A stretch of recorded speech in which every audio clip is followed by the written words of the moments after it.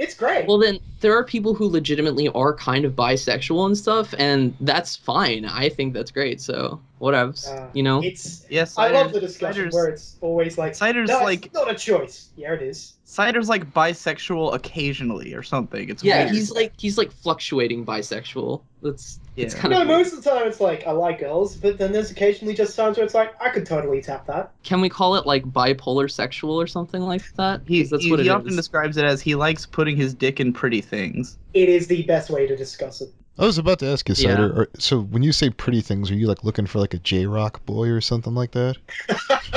No, like what do you prefer? Come on now, haven't you seen it? That's ended. Aren't you aware we broke up? Oh, I know.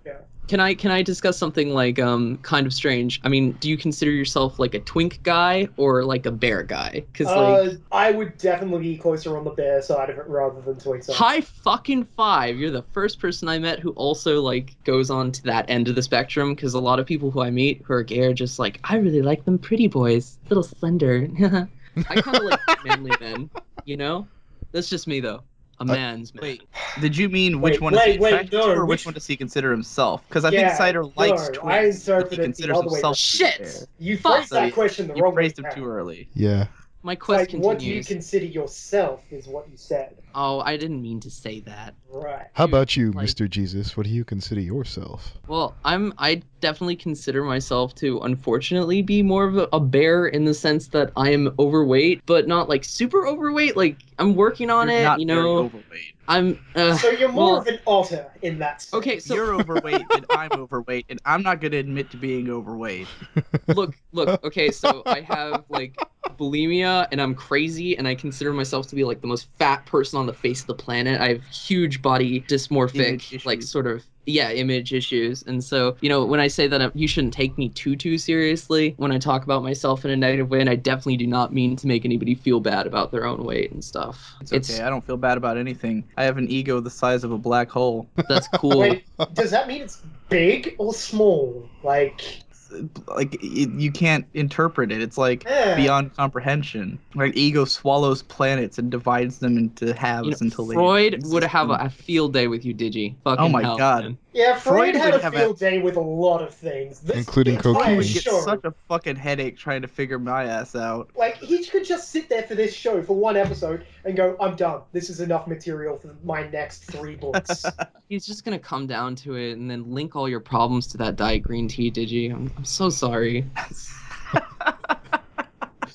It's true. Diet green tea. I thought green tea was already supposed to be a dietary kind of supplement. No, bad for you. It's an addiction. No, green tea has sugar in it. Diet green tea is just they put in, you know, not sugar, but whatever, aspartame and all that shit. Aspartame, I think it is.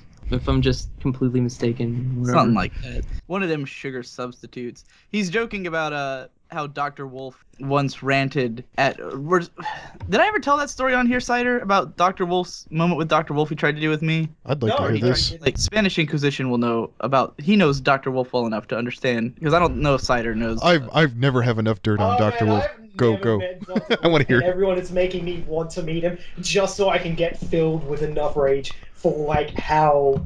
Oh, Spanish, I didn't mean that you've met him. I just mean you know who he is. I've been in call with him. Oh, okay. Yeah, he's kind of. So once he's a fucking weird old Mormon guy. And How he's an old accountant. is Vita calls him a super Mormon. It's pretty funny. You don't even have to add weird, Digi. You just can say Well, we have a Mormon friend of this show who's not weird. Although I don't know if he can still be considered a Mormon because he's probably done enough to fucking get himself exercise any caffeinated beverages or consorting with us alone ought to be a fucking mortal sin. Yeah. But Dr. Wolf one time was trying to do one of his his series called A Moment with Dr. Wolf, where he like psychoanalyzes pony analyst people, and it's a super creepy show to me because the concept of it is he gets all these people who are almost always very young, right? Most of the pony analyst people are like these teenage kids and stuff, and basically he talks to them about some kind of real life illusion, and he said as like, well, other people can watch these videos and they can also sort of, you know, gain something from it, like from being advised by this. Bear in mind, this guy is a 30-year-old accountant with no personality and no background in psychology whatsoever,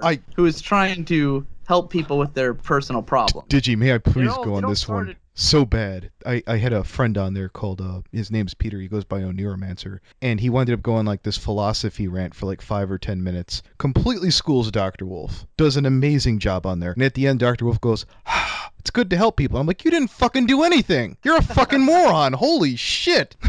No, he's a fucking Mormon. You were very close, but a couple of letters incorrect. He has no background in any of this shit, right? Yeah, but he does this show because some people, like, basically people in this, which I think Spanish Inquisition's actually part of, is like where all the pony analyst people hang out. And I guess at some point people were saying that he was like such a mild-mannered like guy, that he was so easy to talk to and good at giving advice, that he should do a show like this. So the original show that he did was a joke, right? He did a show with this guy called Voice of Reason, and it was like a parody of the Voice of Reason's character. It was like by far the best thing Voice of Reason had ever been involved with. He was like making fun of himself in this really self-aware way. It almost made him respectable. It was like, wow, this is actually funny. Voice is actually a pretty cool guy. I think you're coming down on him too hard. Yeah, he seems like a nice enough dude. I don't like his videos, but he seems like I know why you cool don't guy. like him. It's because he raged on Friendship is Witchcraft. I'm not a fan of his style. He considers himself the Linkara of pony reviews. Wow. He is a... Oh, but anyways, I think this show would be harder to edit. No, you guys are easy enough. It's the length. Yeah, we're not that bad. We're all pretty good talkers. And then I said right after that. But anyways, Voice of Reason. Voice of Reason, whatever. But Dr. Wolf keeps doing this show. Now it's almost like he didn't know that the first one was supposed to be a joke. And so he starts like getting all these, like a few of my friends who went on there were like, they tried to make it funny, and it was just like he was taking it so seriously that you can't even make it funny. And oh yeah, it was. Ben was amazing. He really wanted to do one with me, and he kept asking me, like he came up to me at BronyCon and personally asked me if I would do one, and I was like, I'm up for it. It's just we have to find something that I actually have a problem with that I could use advice on. Because the thing is, I don't need this guy's advice, right? I don't need it. I know what my shortcut, And then get his advice on how to I'd see a change your fucking life. real psychologist if I had a problem, which I've done before. I mean, yeah, definitely you should just pay for a professional, not just get some random amateur guy. Like, who the fuck is this guy? And that's the worst part of it, is that I can tell that like these kids, these like 14 to 18-year-old kids who he talks to on this show, they probably take him seriously. They defend him. They probably think that he's really good at giving advice and shit. And that's what like they probably think me. he's actually a doctor, and possibly the ones that know he's not a doctor still defend him religiously on this shit, and it bothers the crap out of me. It's fans will be fans, right? Even if they, like a lot of people from the anime community. Whoa! What are you talking about? Fans turn on Digi on a dime. What do they love this jagoff so hard?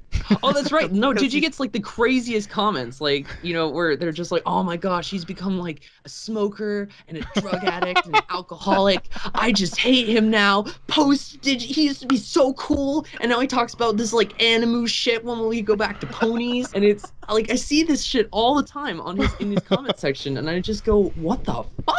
It's like, I love when I found out it was a hustle. I was like, I want to see what else is bullshit. Keep going. You know what's fucking... I have never received really harsh criticism on anything I've ever been in. I think I've mentioned this before. Well, I've been on TV. Internet famous. I've been on TV a couple of times for the brony shit, and every time there'll be comments on 4chan and everywhere else ripping everyone apart, and then it gets to a scene with me, and they're just like, wow, he's a bit fat. Why don't they choose any of the good-looking bronies for this section? Like most of the people do. Oh no, there was one person who got a tattoo. I would be so embarrassed, and I mean, like, I hate to say this, but like my first run-ins with the brony community were kind of bad. I mean, like, I met Josh Scorcher. It's like the first one, and Scorcher. He just wouldn't like he wouldn't like shut the fuck up about like Charlie and the Chocolate Factory being better than Willy Wonka and the Chocolate Factory, and for some reason he wanted to prove me wrong that I liked Willy Wonka more. I don't know how it even got brought up. I think they intentionally were asking me my opinion on it, and it was like, what am I even doing here? Josh Scorcher is an absolute piece of shit, and I'm not afraid to say that. I wanted to ask about that for the longest time, and I'm starting to kind of just finally see it, like this week, or rather last week. I was like, why do people dislike him? And I'm starting to kind of see it now. Yeah, well, the thing is, I can shit on him after I'm done shitting on Dr. Wolf. I still haven't gotten to the whole But that's point obvious, though, on Dr. Wolf at this point. I feel like, at this stage, I'm going to meet all these people and just be like, I've heard you're an outrageous cunt. Goodbye. Actually, did you hear what I've got coming on on Wednesday, since I know if you don't like Scorcher, I know you're going to hate this guy's guts. You ever hear of Jerry Peet? Yeah, the worst. He's the absolute worst. Jerry Peet is the, for an example, Goat Jesus will understand. He is the that anime snob of the My Little Pony community. I thought you said that was Byter. I thought the most hated person in the Brony community. I thought it was Final Draft.